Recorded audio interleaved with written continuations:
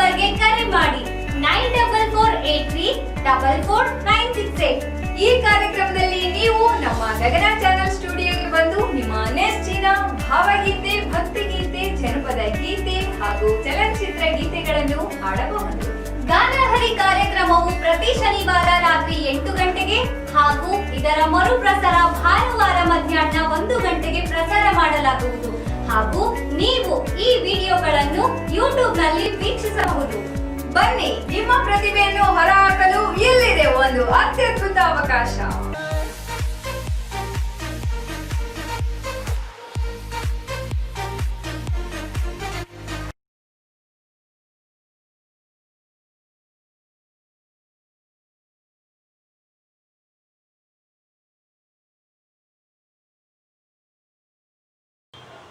ಆತ್ಮೀಯ ಗಗನ ಚಾನಲ್ ವೀಕ್ಷಕ ಬಂಧುಗಳೆಲ್ಲರಿಗೂ ಶುಭೋದಯ.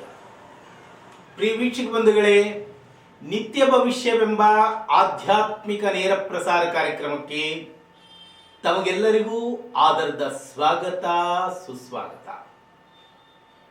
ಈ ಕಾರ್ಯಕ್ರಮದ ವಿಶೇಷವೆಂದರೆ ನಿತ್ಯ ಪಂಚಾಂಗ ಪಠನೆ ಹಾಗೂ ದ್ವಾದಶ ರಾಶಿಗಳ ನಿತ್ಯ ಭವಿಷ್ಯವನ್ನು ಹೇಳುವುದು ಅಲ್ಲದೆ ಆಗಾಗ ಕೆಲವೊಂದು ಭಗವಂತನಿಗೆ ಸಂಬಂಧಪಟ್ಟಂತಹ ಮಾಹಿತಿಗಳನ್ನು ಕೂಡ ಕೊಡುತ್ತಾ ಇದೆ.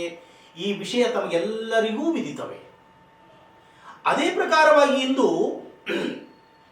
ಜಮದಗ್ನಿ ಮತ್ತು ರೇಣುಕಾದೇವಿ ದಂಪತಿಗಳಿಗೆ 4 ಮಕ್ಕಳು. ಅದರಲ್ಲಿ ಅತಿ ಮುಖ್ಯವಾದಂತಹ ಮಗ ಎಂದರೆ ಪರಶುರಾಮ ದೇವರು.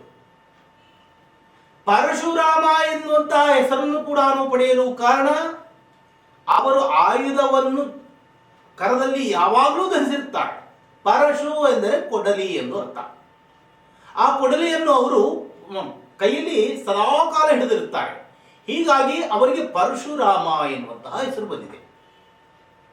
ಒಮ್ಮೆ ಈ ಜಮದಗ್ನಿ ಮಹರ್ಷಿಗಳು ತಮ್ಮ ಒಂದು ಕುಟೀರದಲ್ಲಿ ವಾಸವಾಗಿ ಇರುತ್ತಾರೆ.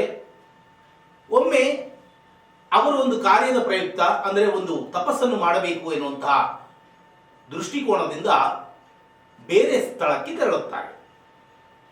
ಅಂತಹ ಸಂದರ್ಭದಲ್ಲಿ ಒಬ್ಬ ಕ್ಷತ್ರಿಯ ರಾಜನು ಅಲ್ಲಿಗೆ ಬರುತ್ತಾನೆ. ಆ ಆಶ್ರಮಕ್ಕೆ ಬಂದಂತಹ ಸಂದರ್ಭದಲ್ಲಿ ಅಲ್ಲಿ ವಿಶ್ವಾಮಿತ್ರ ಋಷಿಗಳು ಕೂಡ ಇರುತ್ತಾರೆ. ಆ ವಿಶ್ವಾಮಿತ್ರ ಋಷಿಗಳು ಏನು ಮಾಡುತ್ತಾರೆ, ಈ ಜಮದಗ್ನಿ ಮಹರ್ಷಿಗಳು ಒಂದು ಕಾಮಧೇನುವನ್ನು ಕೂಡ ಸಾಕಿರುತ್ತಾರೆ. ಆ ಕಾಮಧೇನುವು ಅಂದರೆ ಯಾವ ಪ್ರಕಾರವಾಗಿ, ನಮಗೆ ಏನು ಬೇಕು ಎಂದು ಯಾಚನೆಯನ್ನು ಮಾಡಿದರೂ ತಟ್ಟನೆ ಕೊಡುತ್ತಾಳೆ ತಾಯಿ. ಆಕಳು ಕಾಮಧೇನು. ಅಂತಹ ಒಂದು ಕಾಮಧೇನುವನ್ನು ಕೂಡ ಇವರ ಆಶ್ರಮದಲ್ಲಿ ಇರುತ್ತದೆ. ಆ ಅರಸನು ಬಂದಂತಹ ಸಂದರ್ಭದಲ್ಲಿ ಈ ವಿಶ್ವಾಮಿತ್ರ ಮಹರ್ಷಿಗಳು ಬೇಕಾದಷ್ಟು ಉಪಚಾರವನ್ನು ಮಾಡಲು ಆ ಕಾಮಧೇನುವಿನ ಸಹಾಯದಿಂದ ಉಪಚಾರವನ್ನು ಮಾಡುತ್ತಾರೆ. ಆಗ ಈ ಅರಸನಿಗೆ ತುಂಬಾ ಅವನಿಗೆ ಯಾವ ವಿಧವಾದಂತಹ ಮನಸ್ತತ್ವ ಬರುತ್ತದೆ ಅಂದರೆ, ಇಂತಹ ಒಂದು ಹಸುವನ್ನು, ಕಾಮಧೇನುವನ್ನು ಇವರು ಇಟ್ಟುಕೊಂಡಿದ್ದಾರೆ, ಈ ಕಾಮಧೇನುವನ್ನು ನಾನು ತೆಗೆದುಕೊಂಡು ಹೋದರೆ ನನಗೆ ಬೇಕಾದದ್ದನ್ನೆಲ್ಲ ಪಡೆಯಬಹುದು ಎನ್ನುವಂತಹ ಮನಸ್ತತ್ವಕ್ಕೆ ಒಳಗಾಗಿ ಅದನ್ನು ತೆಗೆದುಕೊಂಡು ಹೋಗುತ್ತಾನೆ ಕಣ್ರಿ. ಕಾಮಧೇನುವನ್ನು ಈಗ ಉದಾಹರಣೆಗೆ ಒಂದು ಮಾತನ್ನು ಹೇಳಬೇಕು. ಯಾವುದಾದ್ರೂ ಒಂದು ದೇವಸ್ಥಾನದಲ್ಲಿ ದೇವರಿಗೆ ಅಲಂಕಾರಾರ್ಥವಾಗಿ ಮಾಡತಕ್ಕಂತಹ ಆಭರಣವೇ ಆಗಿರಲಿ, ಮತ್ತೊಂದೇ ಆಗಿರಲಿ, ಮಗದೊಂದೇ ಆಗಿರಲಿ, ಅದು ಎಲ್ಲಿ ಇರಬೇಕು ಅಲ್ಲಿ ಇದ್ರೇನೆ ಚಂದ. ಆ ಸ್ವಾಮಿಗೆ ಧಾರಣೆ ಮಾಡಿದರೆ ಅದು ಚೆನ್ನಾಗಿ ಕಾಣುತ್ತದೆ. ಈಗ ಉದಾಹರಣೆಗೆ ತಿರುಪತಿ ತಿಮ್ಮಪ್ಪನಿಗೆ ಆಕಾಶರಾಜನು ತಮ್ಮ ಮಾವನಾದಂತಹ ಆಕಾಶರಾಜನು ಕೊಟ್ಟಂತಹ ಕಿರೀಟವನ್ನು ಧಾರಣೆ ಮಾಡುತ್ತಾರೆ ಸ್ವಾಮಿಗೆ. ಆ ಸ್ವಾಮಿಗೆ ಧಾರಣೆ ಮಾಡಿದರೆ ಅದು ಚಂದ. ಆದರೆ ಅದನ್ನು ನಾನು ಧಾರಣೆ ಮಾಡಿಕೊಳ್ಳುತ್ತೇನೆ ಅಂದರೆ ಸ್ವಾಮಿ ಸುಮ್ಮನೆ ಕೊಡುತ್ತಾನ, ಕೆಂಗಣ್ಣಿಗೆ ಗುರಿಯಾಗುತ್ತೀವಿ. ಇದೇ ಪ್ರಕಾರವಾಗಿ ಕೆಲವರು ದೇವಸ್ಥಾನಗಳಲ್ಲಿರತಕ್ಕಂತಹ ಹುಂಡಿಗಳನ್ನು ಮತ್ತು ದೇವರ ಆಭರಣಗಳನ್ನು ಕೂಡ ಕಳವು ಮಾಡಿದಂತಹ ನಿದರ್ಶನಗಳು ಕೂಡ ಅನೇಕವಾಗಿ ಇವೆ. ಆದರೆ ಒಂದಾನೊಂದು ದಿನ ಘೋರವಾದಂತಹ ನರಕವನ್ನು ಇಲ್ಲೇ ಅನುಭವಿಸಬೇಕಾಗುತ್ತದೆ, ಅದರಲ್ಲಿ ಕೂಡ ಸಂದೇಹನೇ ಇಲ್ಲ. ಅದೇ ಪ್ರಕಾರವಾಗಿ ಈ ಅರಸನು ಏನು ಮಾಡಿದ, ಈ ಒಂದು ಆ ಗೋಮಾತೆಯನ್ನು, ಕಾಮಧೇನುವನ್ನು ಕರೆದುಕೊಂಡು ಹೋದ. ಹೋದ ನಂತರ ಈ ಪರಶುರಾಮ ದೇವರು ಬರುತ್ತಾರೆ. ಪರಶುರಾಮ ದೇವರು ಬಂದು ನೋಡುತ್ತಾರೆ, ಮನೆಯಲ್ಲಿ ಕಾಮಧೇನು ಕಾಣುತ್ತಾ ಇಲ್ಲ. ಪರಶುರಾಮ ದೇವರ ಅವತಾರವನ್ನು ತಾಳಿದ್ದೇ ಈ ಒಂದು ಕ್ಷತ್ರಿಯ ವಂಶವನ್ನು ಯಾರು ದುರ್ಮಾರ್ಗರಿರುತ್ತಾರೋ ಅವರನ್ನು ನಾಶ ಹೊಂದಿಸುವುದಕ್ಕಾಗಿ ಅವರನ್ನು ಹತ ಮಾಡುತ್ತಾ ಇದ್ದರು. ಅದೇ ಪ್ರಕಾರವಾಗಿ ನಾನಾ ಜನರ ಅರಸುಗಳನ್ನು ಕೂಡ ಸಂಹಾರ ಮಾಡಿದ್ದಾರೆ ಪರಶುರಾಮ ದೇವರು. ಈಗಿನ ಕೇರಳ ಪ್ರಾಂತ್ಯದಲ್ಲಿ ವಿಶೇಷವಾಗಿ ಅಲ್ಲಿ ದುರಾಡಳಿತವಾಡುವಂತಹ ಅರಸರು ಇದ್ದರು. ಅವರನ್ನು ಸಂಪೂರ್ಣವಾಗಿ ನಾಶ ಹೊಂದಿಸಿ ಇನ್ನು ಈ ಪರಶು ನನ್ನ ಕೈಯಲ್ಲಿ ಇರಬಾರದು ಎನ್ನುವಂತ ದೃಷ್ಟಿಕೋನದಿಂದ ಆ ಪರಶನ್ನು ಬಿಸಾಕಿದ ಕೂಡಲೇ ಅಲ್ಲಿ ಸಮುದ್ರವೇ ಇದ್ದಿತು. ಈಗಿನ ಕೇರಳ ಇರುವಂತಹ ಪ್ರಾಂತ್ಯ ಅದು ಸಮುದ್ರವಾಗಿದ್ದಿತು. ಅಲ್ಲಿ ಭೂಮಿ ಮೇಲೆ ಬಂದ ಮೇಲೆ ಅಲ್ಲಿ ವಿಶೇಷವಾದಂತಹ ಮನೆಗಳು ಎಲ್ಲ ನಿರ್ಮಾಣವಾಗಿದೆ. ಈಗಿನ ಕೇರಳ ಆಗಿ ಪರಿವರ್ತನೆ ಆಗಿದೆ. ಅಂತ ಪರಶುರಾಮ ದೇವರು ಬಂದು ಅತಿ ಕೋಪಭರಿತರಾಗಿ ವಿಶ್ವಾಮಿತ್ರ ಮಹರ್ಷಿಗಳನ್ನು ಕೇಳುತ್ತಾರೆ, ಯತಿವರೇಣ್ಯರೇ, ಕಾಮಧೇನು ಎಲ್ಲಿ? ಈ ಪ್ರಕಾರವಾಗಿ ಒಬ್ಬ ಅರಸನು ಬಂದಿದ್ದ, ಅವನಿಗೆ ಉಪಚಾರವನ್ನು ಎಲ್ಲ ಮಾಡಿದೆ ಆ ಮಾತೆಯ ಕಾಮಧೇನುವಿನ ಆಶೀರ್ವಾದದಿಂದ. ಆದರೆ ಅವನು ದುರಹಂಕಾರದಿಂದ ಆ ಕಾಮಧೇನುವನ್ನು ಕರೆದುಕೊಂಡು ಹೋಗಿದ್ದಾನೆ ಎಂದೊಡನೆ ಕೋಪಭರಿತನಾದಂತಹ ಈ ಒಂದು ಪರಶುರಾಮ ದೇವರು ಅವನನ್ನು ಹತ ಮಾಡುತ್ತಾರೆ, ಆ ರಾಜನನ್ನು ಹತ ಮಾಡುತ್ತಾರೆ. ಹಾಗೂ ಕಾರ್ತ್ಯವೀರಾರ್ಜುನ ಎನ್ನುವಂತಹ ಒಬ್ಬ ಅರಸನೂ ಇರುತ್ತಾನೆ.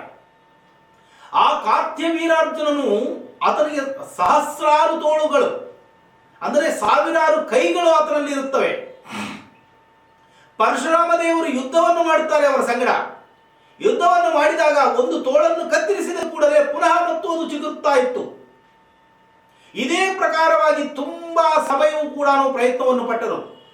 ಆದರೆ ಅವನನ್ನು ಪರಾಭವಗೊಳಿಸಲು ಆಗಲಿಲ್ಲ ಪರಶುರಾಮ ದೇವರಿಗೆ. ಅವರು ಯಾರ ಮಗ? ಜಮದಗ್ನಿ ಮಹರ್ಷಿಗಳ ಮಗ. ಜಮದಗ್ನಿ ಮಹರ್ಷಿಗಳು ಅಂತರಂಗದಲ್ಲೇ ಭಗವಂತನನ್ನು ಕಾಣತಕ್ಕಂತಹ ಮಹಾನುಭಾವರ ಮಗ.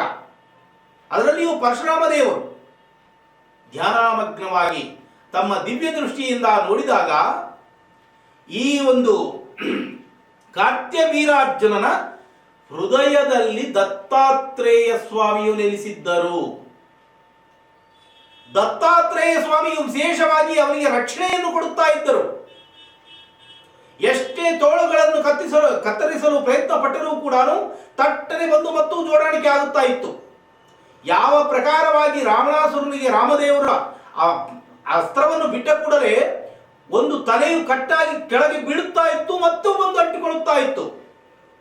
ಇದೇ ಪ್ರಕಾರವಾಗಿ ಯುದ್ಧ ಪ್ರಹಾರವನ್ನು ಮಾಡಿ ಮಾಡಿ ಮಾಡಿ ಕೊನೆಗೆ ರಾಮದೇವರಿಗೆ ಅಗಸ್ತ್ಯ ಮಹಾಮುನಿಗಳು ಹೇಳುತ್ತಾರೆ, ನೀನು ಸೂರ್ಯದೇವರಿಗೆ ಸಂಬಂಧಪಟ್ಟಂತಹ ಮಂತ್ರವನ್ನು ಪಠನೆ ಮಾಡಿದ್ದೇ ಆದರೆ ಅವನು ಸೋಲನ್ನು ಅಪ್ಪುತ್ತಾನೆ. ಆದಿತ್ಯ ಹೃದಯ ಎನ್ನುವಂತಹ ಮಂತ್ರವನ್ನು ಉಪದೇಶ ಮಾಡಿದಾಗ ರಾಮದೇವರು ಆದಿತ್ಯ ಹೃದಯ ಪಠನೆಯನ್ನು ಮಾಡಿದ ಕೂಡಲೇ ಅವರಿಗೆ ಚೆನ್ನಾಗಿ ಗೊತ್ತಾಗುತ್ತದೆ, ಇವನಿಗೆ ಪ್ರಾಣವು ನಾಭಿಯಲ್ಲಿ ಇದೆ, ನಾಭಿಗೆ ಅಸ್ತ್ರವನ್ನು ಬಿಟ್ಟರೆ ಮಾತ್ರ ರಾವಣನು ಸಾಯುತ್ತಾನೆ ಎನ್ನುವಂತ ಒಂದು ಮನೋಭಾವನೆಗೆ ಬಂದು ನಾಭಿಗೆ ಬಿಟ್ಟರು ಗುರಿ ಇಟ್ಟು.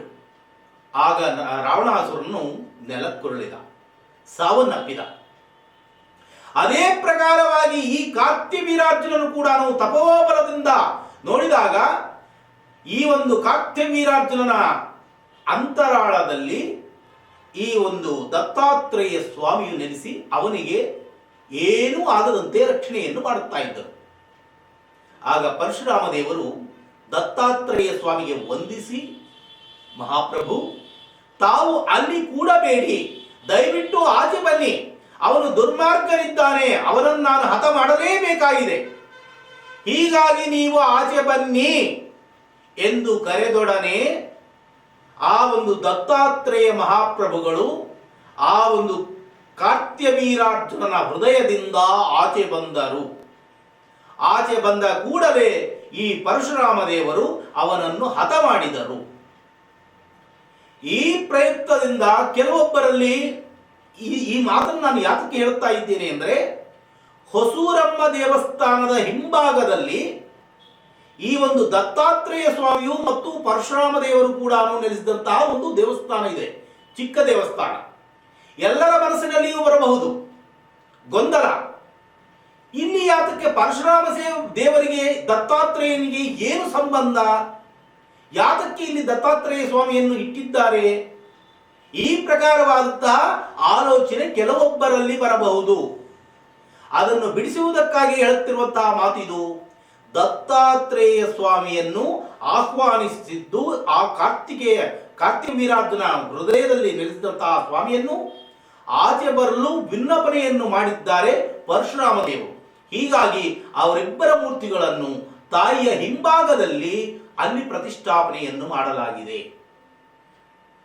ಇದರ ಹಿನ್ನೆಲೆ ಈ ಪ್ರಕಾರವಾಗಿ ಇರುತ್ತದೆ.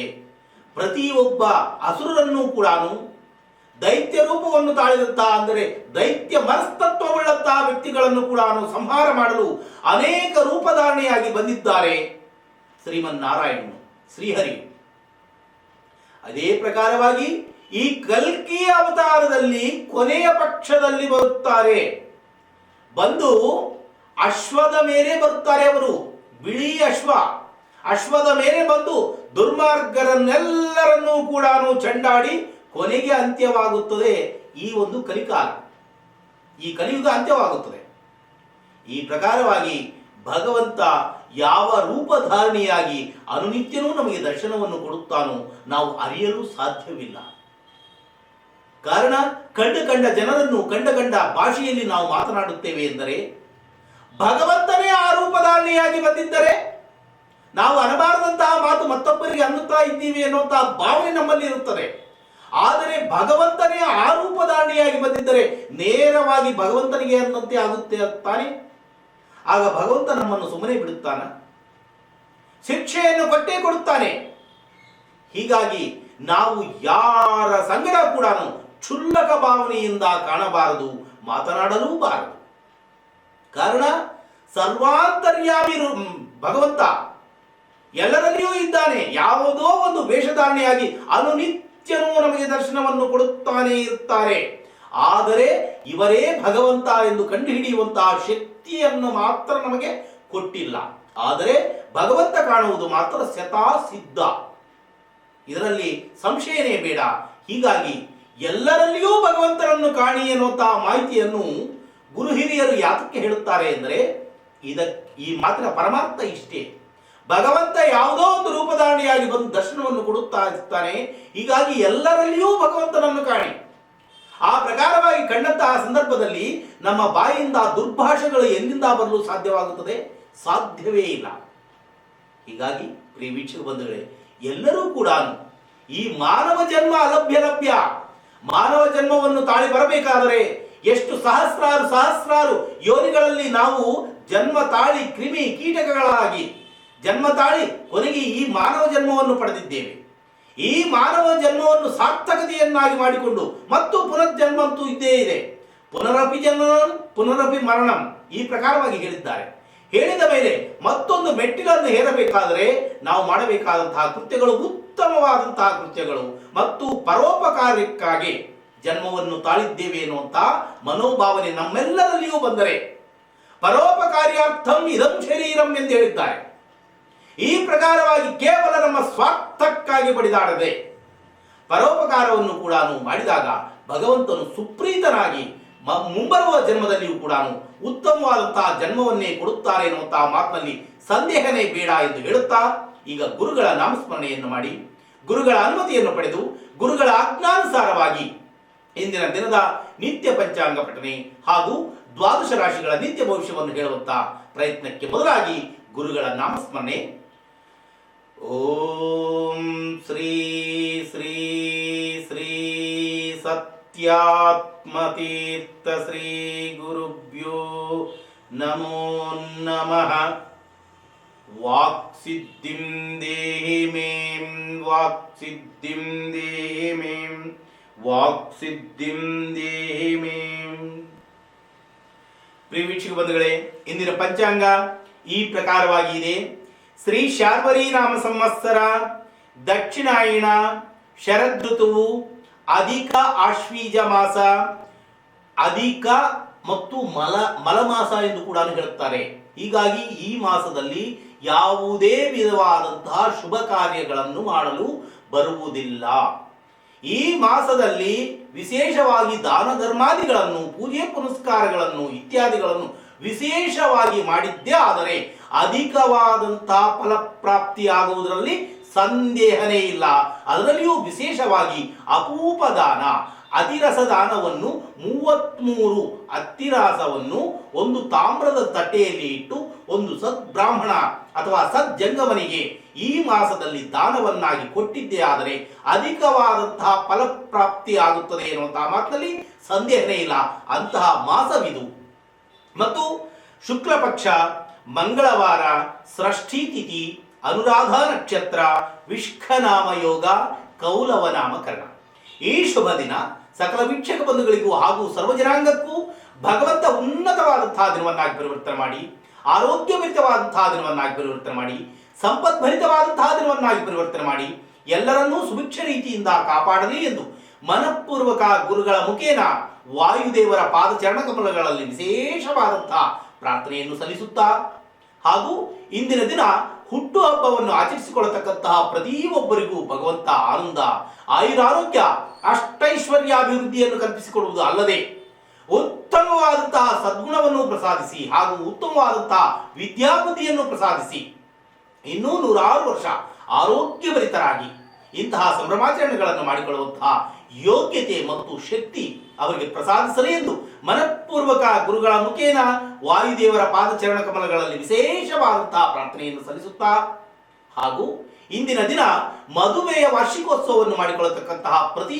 ದಂಪತಿಗಳಿಗೆ ಪ್ರಪ್ರಥಮವಾಗಿ ಆ ಮಾತಿಗೆ ಭಗವಂತ ದೀರ್ಘ ಸುಮಂಗಳೀ ಭವ ಎನ್ನುವಂತಹ ಶುಭ ಆಶೀರ್ವಾದವನ್ನು ಮಾಡಿ ಆ ದಂಪತಿಗಳಿಗೆ ಬೇಕಾದಂತಹ ಎಲ್ಲ ವಿಧವಾದ ಸೌಕರ್ಯ ಸವಲತ್ತುಗಳನ್ನು ಒದಗಿಸಿಕೊಡುವುದು ಅಲ್ಲದೆ ಉತ್ತಮವಾದಂತಹ ಆರೋಗ್ಯ ಭಾಗ್ಯವನ್ನು ಪ್ರಸಾದಿಸಿ ಮಕ್ಕಳು ಮೊಮ್ಮಕ್ಕಳ ಜೊತೆಯಲ್ಲಿ ಇನ್ನೂ 100 ವರ್ಷ ಇಂತಹ ಸಂಭ್ರಮಾಚರಣೆಗಳನ್ನು ಮಾಡಿಕೊಳ್ಳುವಂತಹ ಯೋಗ್ಯತೆ ಮತ್ತು ಶಕ್ತಿ ಆ ದಂಪತಿಗಳಿಗೆ ಪ್ರಸಾದಿಸಲಿ ಎಂದು ಮನಪೂರ್ವಕ ಆ ಗುರುಗಳ ಮುಖೇನ ವಾಯುದೇವರ ಪಾದಚರಣ ಕಮಲಗಳಲ್ಲಿ ವಿಶೇಷವಾದಂತಹ ಪ್ರಾರ್ಥನೆಯನ್ನು ಸಲ್ಲಿಸುತ್ತಾ, ಈಗ ದ್ವಾದಶ ರಾಶಿಗಳ ನಿತ್ಯ ಭವಿಷ್ಯವನ್ನು ಹೇಳುತ್ತಾ ಒಂದು ಅಲ್ಪ ಪ್ರಯತ್ನವಿದು. ಮೊದಲಿಗೆ ಮೇಷರಾಶಿ. ಮೇಷರಾಶಿಯವರಿಗೆ ಇಂದು ಅಷ್ಟು ಶುಭದಾಯಕವಾದಂತಹ ದಿನವಾಗಿ ಕಾಣ್ತಾ ಇಲ್ಲ. ಕಾರಣ, ಪ್ರತಿ ಕಾರ್ಯದಲ್ಲಿಯೂ ಕೂಡ ನಾನಾ ತರಹವಾದಂತಹ ವಿಘ್ನಗಳು ಮತ್ತು ನಾನಾ ತರಹವಾದಂತಹ ನಷ್ಟಕ್ಕೆ ಗುರಿಯಾಗುವಂತಹ ಒಂದು ಅಶುಭಕರವಾದಂತಹ ದಿನ. ಅಷ್ಟು ಮಾತ್ರವೇ ಅಲ್ಲ, ಪರರಿಂದ ವಂಚನೆಗೆ ಕೂಡ ಒಳಗಾಗತಕ್ಕಂತಹ ಒಂದು ಅಶುಭಕರವಾದಂತಹ ದಿನ. ಅಂದರೆ ಮೋಸ ಮಾಡಲಿಕ್ಕಾಗೇ ಜನ್ಮವನ್ನು ತಾಳಿರ್ತಾರೆ ಕೆಲವೊಬ್ಬರು. ಮತ್ತೊಬ್ಬರನ್ನು ಯಾವ ವಿಧವಾಗಿ ವಂಚನೆ ಮಾಡುವುದು ಎನ್ನುವುದೇ ಅವರ ಗುರಿಯಾಗಿರುತ್ತದೆ. ಇಷ್ಟರ ತನಕ ಹೇಳಿದೆ ಕಾರ್ತಿವೀರ್ಯಾರ್ಜುನನ ಯಾವ ವಿಧವಾಗಿ ಸಂಹಾರವಾಯಿತು ಎಂದು. ಅದೇ ಪ್ರಕಾರವಾಗಿ ವಂಚನೆಯನ್ನು ಮಾಡಬೇಕು ಎನ್ನುವಂತಹ ಮನಸ್ತತ್ವವುಳ್ಳಂತವರಿಗೆ ಕೂಡ ಅದೇ ಗತಿಯಾಗುತ್ತದೆ ಎನ್ನುವಂತಹ ಮಾತಲ್ಲಿ ಸಂದೇಹನೇ ಇಲ್ಲ. ಆದರೆ ಪ್ರಿಯ ಮೇಷರಾಶಿ ವೀಕ್ಷಕ ಬಂಧುಗಳೇ, ತಾವು ತಲೆಯನ್ನು ಕೆಡಿಸಿಕೊಳ್ಳದೆ ತಕ್ಷಣವೇ ಎದ್ದೇಳಿ ಸ್ನಾನ ಸಂಧ್ಯಾನುಷ್ಠಾನಗಳನ್ನು ಮುಗಿಸಿಕೊಂಡು ಹನುಮಂತ ದೇವರಿಗೆ ಹೋಗಿ ಶರಣಾಗತರಾಗಿ ಇಂತಹ ವಂಚಕರನ್ನು ಗದಾ ಪ್ರಹಾರ ಮಾಡಿ ಹಟ್ಟಿಸಿ ಓಡಿಸುತ್ತಾರೆ ಎನ್ನುವಂತಹ ಮಾತಿನಲ್ಲಿ ಕೂಡ ಸಂದೇಹನೇ ಬೇಡ. ಹಾಗೂ ನಿಮ್ಮ ಸಂಗಡನೆ ಬರುತ್ತಾರೆ, ಅಂಗರಕ್ಷಕರಾಗಿ ಕೂಡ ಬರುತ್ತಾರೆ ಸ್ವಾಮಿಯು. ಆ ಸ್ವಾಮಿಗೆ ನಾವು ದೀನರಾಗಿ ದಾಸರಾಗಿ ಶರಣಾಗತರಾದರೆ ಆ ಸ್ವಾಮಿಯು ನಮ್ಮನ್ನು ಎತ್ತಿಕೊಳ್ಳುತ್ತಾನೆ ಕಣ್ರಿ. ನಮ್ಮ ಕಣ್ಣೀರನ್ನು ಒರೆಸುವಂತಹ ಸ್ವಾಮಿ. ನಾವು ಏನಾದರೂ ದುಃಖ ಪೀಡಿತರಾಗಿದ್ದಾಗ ನಮ್ಮ ಕಣ್ಣೀರನ್ನು ಕೂಡ ಒರೆಸುತ್ತಾರೆ ಸ್ವಾಮಿ. ಅಂತಹ ಮಹಾನ್ ಸ್ವಾಮಿ ಹನುಮಂತ ದೇವರಿಗೆ ಶರಣಾಗತರಾಗಿ ಬಂದಿದ್ದೇ ಆದರೆ ಯಾವುದೇ ತರಹವಾದಂತಹ ನಷ್ಟಕ್ಕೆ ಗುರಿಯಾಗುವುದಿಲ್ಲ. ಇಂತಹ ವಂಚನಕೋರರನ್ನು ಮೋಸಕೋರರನ್ನು ಹಟ್ಟಿಸಿ ಓಡಿಸುತ್ತಾರೆ ಎನ್ನುವಂತಹ ಮಾತಿನಲ್ಲಿ ಕೂಡ ಸಂದೇಹನೇ ಬೇಡ. ಇದು ಕೇವಲ ಮೇಷರಾಶಿಯವರಿಗೆ ವರ್ತನೆ ಆಗತಕ್ಕಂತಹ ಮಾತಲ್ಲ, ಇಡೀ ದ್ವಾದಶ ರಾಶಿಯವರಿಗೂ ಇದೇ ಮಾತೇ ವರ್ತನೆ ಆಗುತ್ತದೆ. ಏನು ವೃಷಭ ರಾಶಿ. ವೃಷಭ ರಾಶಿಯವರಿಗೆ ಕೂಡ ಇಂದು ಅಷ್ಟು ಶುಭದಾಯಕವಾದಂತಹ ದಿನವಾಗಿ ಕಾಣ್ತಾ ಇಲ್ಲ. ಕಾರಣ ಏನು ಎಂದರೆ ಧರ್ಮಲೋಪಕ್ಕೆ ಗುರಿಯಾಗುವುದು. ನೋಡಿ, ಇದು ಎಂದೆಂದಿಗೂ ಬರಬಾರದು. ಧರ್ಮಲೋಪ ಎಂದರೆ ಅರ್ಥವೇನು? ನಾನು ಇಷ್ಟೆಲ್ಲ ಪೂಜೆ ಪುರಸ್ಕಾರಗಳನ್ನು ಮಾಡುತ್ತಾ ಇದ್ದೇನೆ, ಇಷ್ಟೆಲ್ಲ ಭಗವಂತನ ಆರಾಧನೆಯನ್ನು ಮಾಡುತ್ತಾ ಇದ್ದೇನೆ, ಆದರೂ ಭಗವಂತ ನನಗೆ ಕಷ್ಟಗಳನ್ನು ಕೊಡುತ್ತಾ ಇದ್ದಾನೆ, ಭಗವಂತ ಎಲ್ಲಿದ್ದಾನೆ? ಇದನ್ನೇ ಧರ್ಮಲೋಪ ಎನ್ನುವುದು.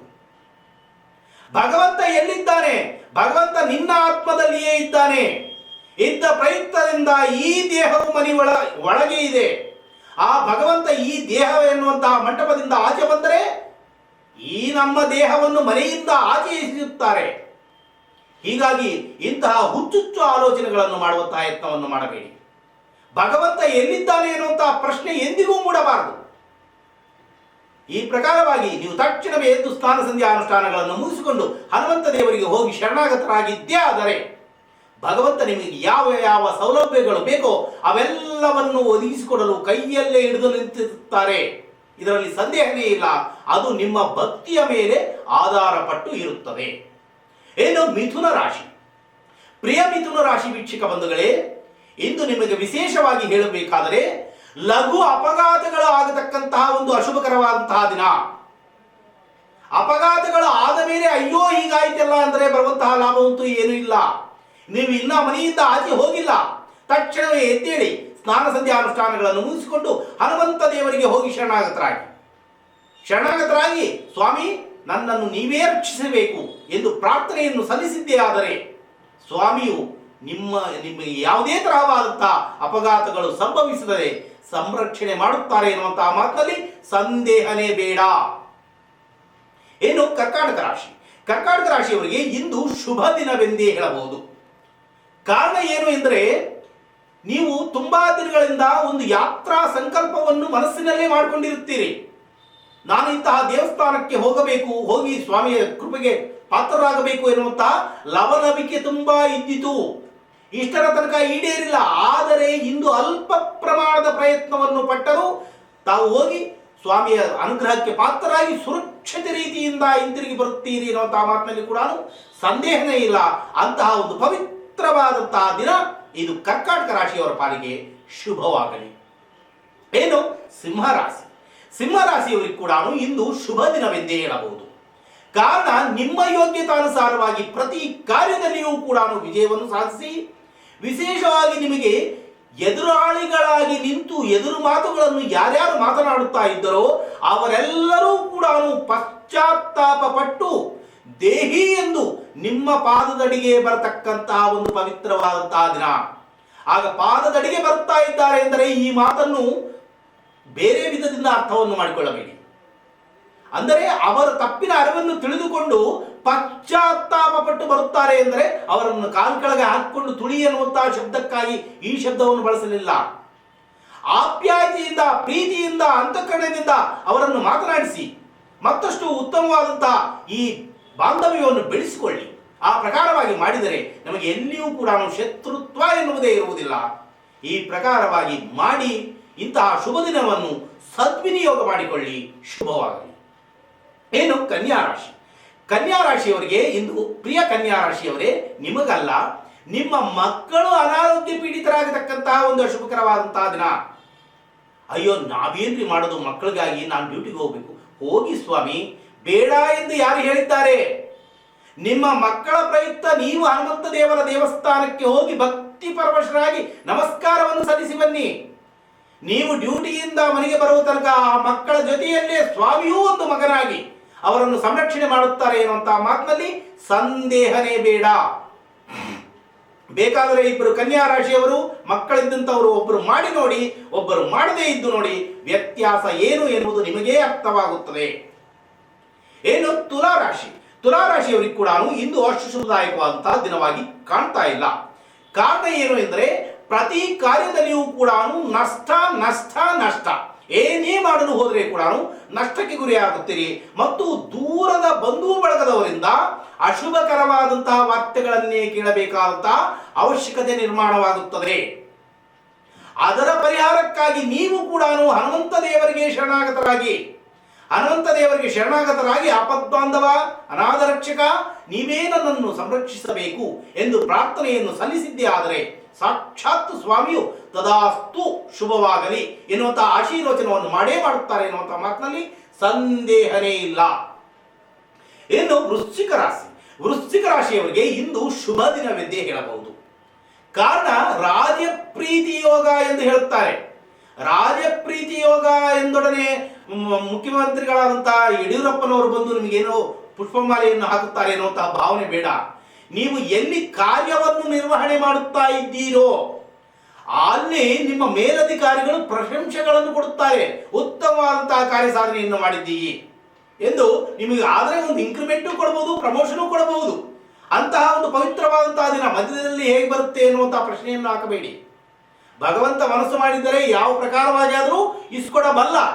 ಅಂತಹ ಒಂದು ಪವಿತ್ರವಾದಂತಹ ದಿನ ಬರುತ್ತೆ ಎಂದು ಭಾವಿಸಿ. ಬರುತ್ತೋ ಬಿಡುತ್ತೋ ಅದು ಎರಡನೇ ಪ್ರಶ್ನೆ. ಬರುತ್ತೆ ಎನ್ನುವಂತಹ ಮನಸ್ತತ್ವಕ್ಕೆ ಒಳಗಾಗಿ ಅದನ್ನೇ ನಂಬಿಕೆ ಎಂದು ಮೊನ್ನೆ ವಿಶೇಷವಾಗಿ ಹೇಳಲಾಗಿದೆ. ನಂಬಿಕೆ ಎನ್ನುವುದು ಇರಬೇಕು. ಅದು ಇಲ್ಲ ಎಂದರೆ ನಾನು ಏನು ಮಾಡಿದರೆ ಕೂಡ ವ್ಯರ್ಥನೆ.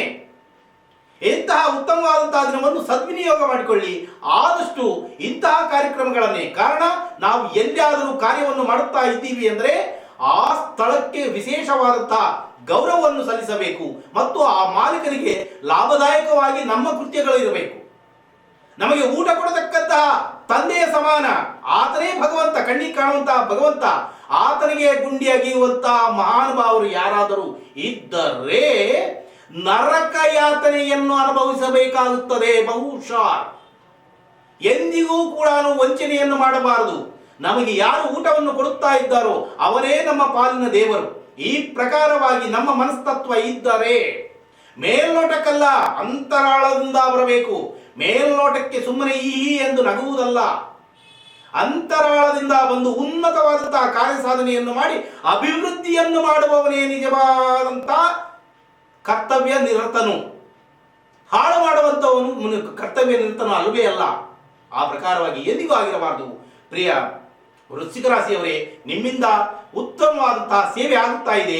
ಇದೇ ಪ್ರಕಾರವಾಗಿ ಜೀವಿತ ಪರ್ಯಂತರವೂ ಕೂಡ ಉತ್ತಮವಾದಂತಹ ಕಾರ್ಯ ಸಾಧನೆಯನ್ನೇ ಮಾಡಿ ಇದೇ ಪ್ರಕಾರವಾಗಿ ಪ್ರಶಂಸೆಗಳನ್ನೇ ಪಡೆಯುತ್ತಾ ಇರಿ ಎಂದು ನಾವು ಕೂಡ ಬಯಸುತ್ತೇವೆ. ಶುಭವಾಗಲಿ. ಏನು ಧನುರಾಶಿ, ಧನುರಾಶಿಯವರಿಗೆ ಇಂದು ಅಷ್ಟು ಶುಭದಾಯಕವಾದಂತಹ ದಿನವಾಗಿ ಕಾಣ್ತಾ ಇಲ್ಲ. ಕಾರಣ ನಾನಾ ತರಹವಾದಂತಹ ದುಃಖದ ಪ್ರಸಂಗಗಳು ಎದುರಾಗುತ್ತವೆ. ದೂರದ ಬಂಧುಗಳಿಂದ ಅಪಮಾನದ ಮಾತುಗಳನ್ನು ಕೂಡ ಕೇಳಬೇಕಾಗುತ್ತದೆ. ಅಯ್ಯೋ, ಹಾಗಾದ್ರೆ ನಾವೇನ್ ಮಾಡಬೇಕು? ಏನ್ ಮಾಡುತ್ತೀರಿ? ನೀವು ಕೂಡ ಅಷ್ಟೇ.